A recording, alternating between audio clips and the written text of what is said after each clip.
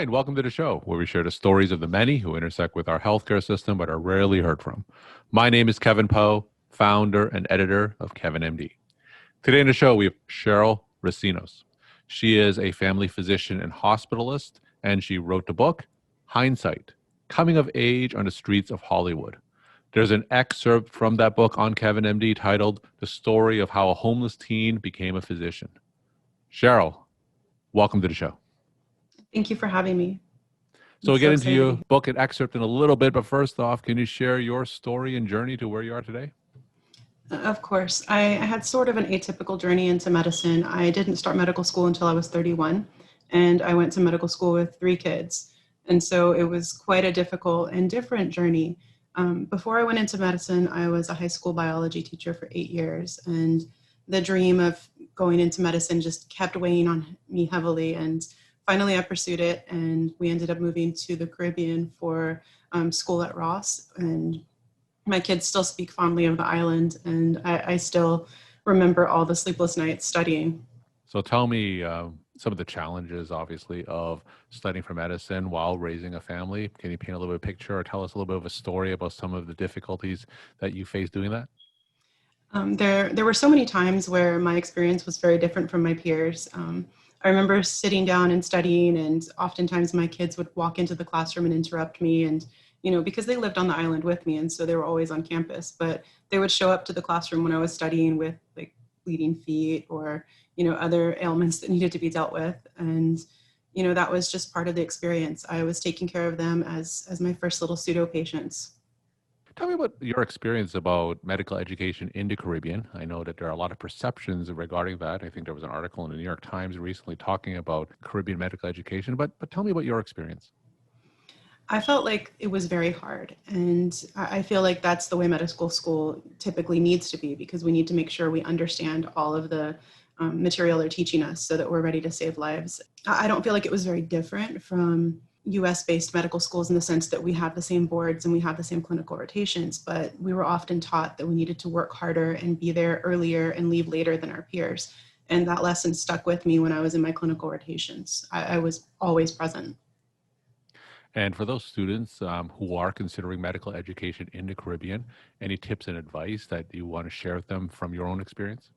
Obviously, if you can get into a United States medical school, that's going to make your journey so much easier. But if the dream is still there and for whatever reason there are barriers in place, go ahead and push and see what you can do. But remember that if you're going to a Caribbean school, that means that they're taking a chance on you, and so you need to work extra hard. Don't take it as an opportunity to party like an undergrad. That doesn't work. Those are the students that don't make it. You need to be there and be focused and realize that it is equally as hard, if not harder, to go to a Caribbean medical school. And if you were to do this journey all over again, would you do it? I would, but I would have set aside probably a year's salary in the bank first so that we wouldn't have struggled so much financially during the journey. All right, so let's transition into your book and excerpt on Kevin MD. The book is titled Hindsight, Coming of Age on the Streets of Hollywood. The excerpt is titled The Story of How a Homeless Teen Became a Physician. Now, for those who didn't get a chance to read your book or excerpt, can you just walk my audience through it and share the story of why you decided to share it? When I was going through medical school and when I was going through residency, it became very apparent to me that the experiences that I had with patients were very different from the experiences that my peers were having, because I was able to understand them on a different level. Oftentimes, patients who have been through profound traumas, they know who to trust. And even though I didn't initially understand what was happening, a lot of patients were sharing extra details with me that they weren't sharing with my colleagues or with my attendings. And over time, that grew into a curiosity of what made me different. And I started to really reflect on my journey and what was different about me, because throughout my life, I had kind of tucked away that story of what had happened to me as a teen as something that had just happened to me.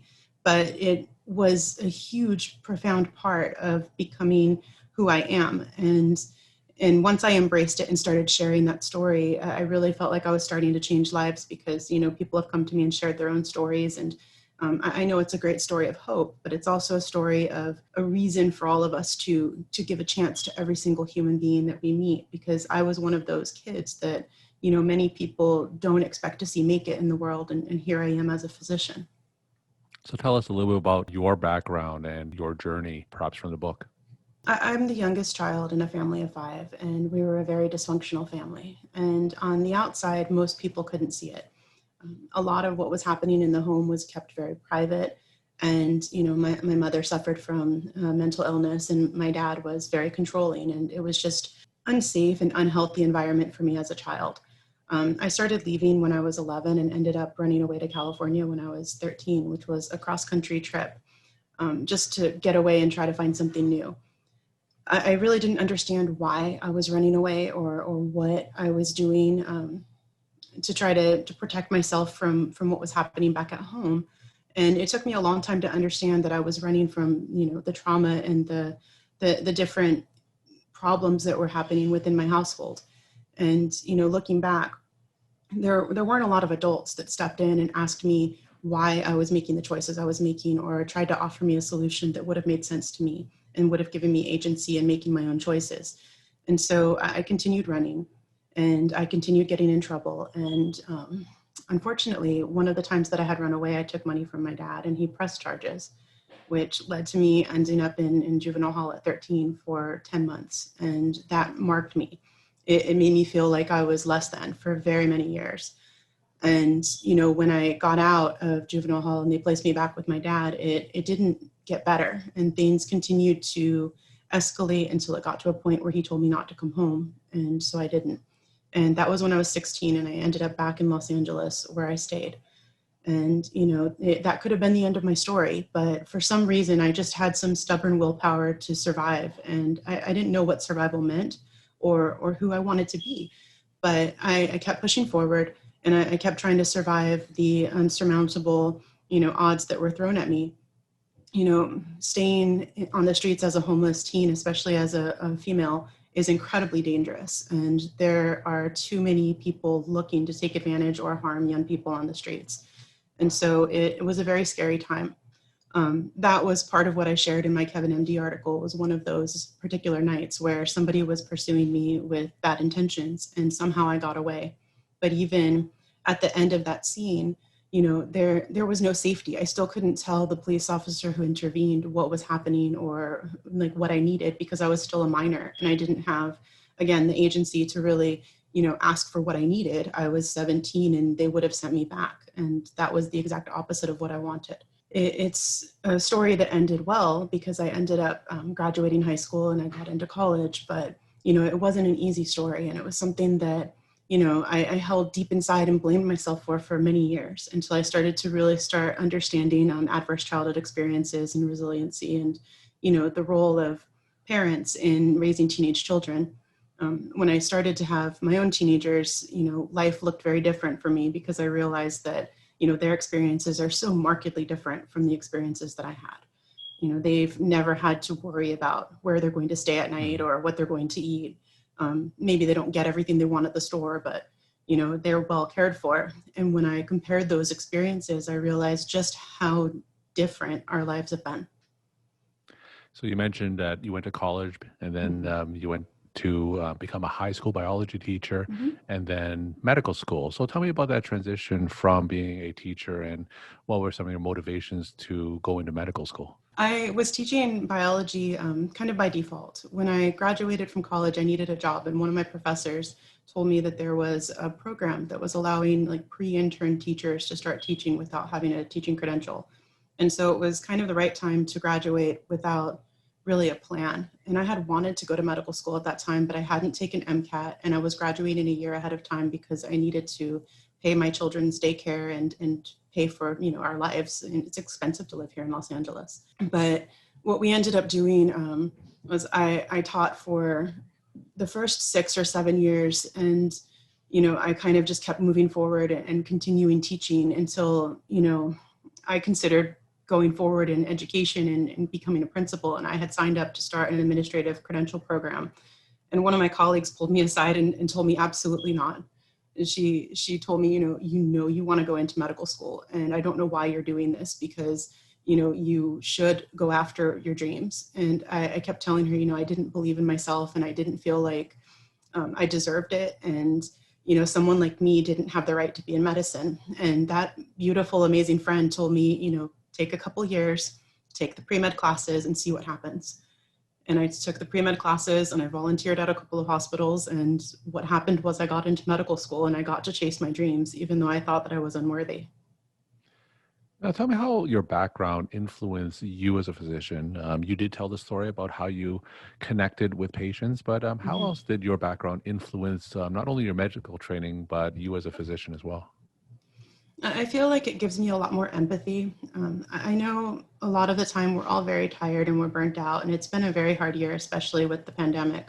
But it gives me an added layer of insight where, I can really hear what the patients are saying and I can really look for solutions to some of the problems that they're experiencing. It's really hard to see the same patient come into the hospital over and over again. Mhm. And I know a lot of physicians, myself included, sometimes it gets frustrating to see that the patient isn't really following the plan we've set out with them. But what it's given me, having this extra background and extra experiences, is it's given me like a tool as a way of talking to people and communicating with them about what barriers to care exist, so that we can go beyond calling someone non-compliant and start talking about what barriers really are taking place that are causing them to continue getting sick. And so it gives me not just that extra layer of asking questions, but it also allows me to really just meet them at their level and ask questions in a way that's non-threatening. Because even in my lifetime, I never had a class on and talking to people with trauma informed care, but I know what worked for me when I was a kid, Mhm. and I know which questions made me walk away and not go back to a doctor. But I also know how to talk to someone in a way that makes them feel safe, and I feel like that's very helpful a lot of the time with the patients that I see.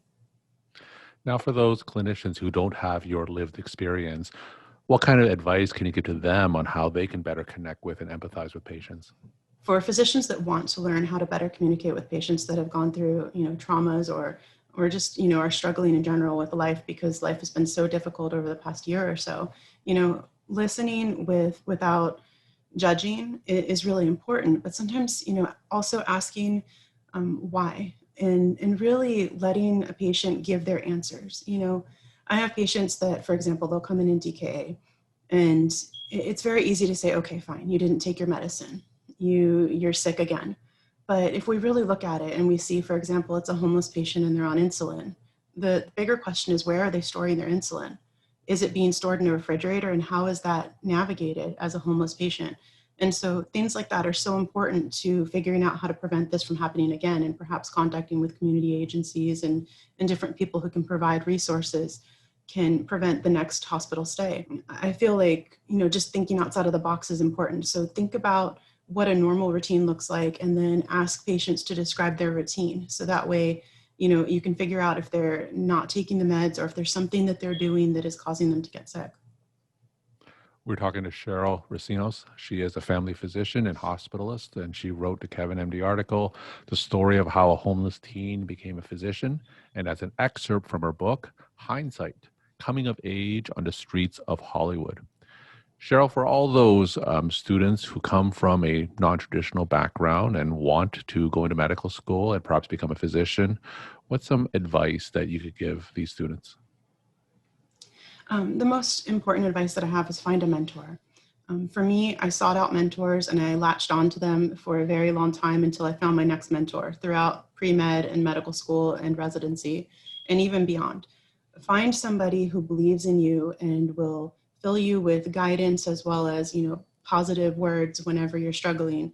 And then take that to the next level. And once you've gotten through the process, once you've gotten in and you've gone to medical school and you've gone to residency, become that mentor and just continue that cycle. And my final question, what's your take-home message that you want to leave with the Kevin MD audience? I want each of us to look at each individual person that we see and, see that there's a potential even they might not know, they might not have imagined, and help them find their potential just through kind words and listening, and really just giving hope in places where hope might not exist. And I really feel like that's so important, because a lot of us who got into medicine, we got here because somebody encouraged us. And take it from me, everybody can find their place. We just need to give them hope and give them that opportunity. Well, thank you so much for sharing your time and insight. And thanks again for Thank being you. on the show. Thank you.